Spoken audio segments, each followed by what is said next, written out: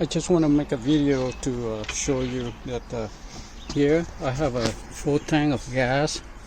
I'm going to open it up, and it's half psi regulator, so which is about 2800 psi. Okay, and this is how it's connected.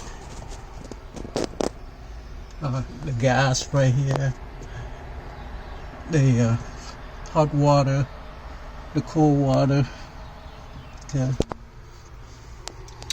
and here I'm going to open up the hot water. Oh, by the way, let me turn off, turn on to reset the timer. Okay, and now I'm going to turn on the water right here, the hot water.